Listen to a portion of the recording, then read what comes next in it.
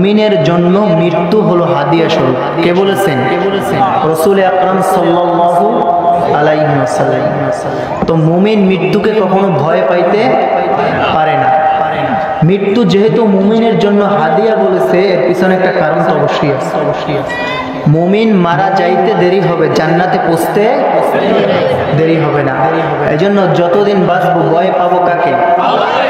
একমাত্র আল্লাহকে ভয় পাইতে হবে, নাকি দুনিয়ার কোন নেতাকে। যার দিলে আছে আমার আল্লাহর ভয়, সেই দিলওয়ালা জান্নাতি হয়। জান্নাতি মানুষের কিছু ভালো লাগে না, জান্নাতি মানুষের কিছু ভালো লাগে না,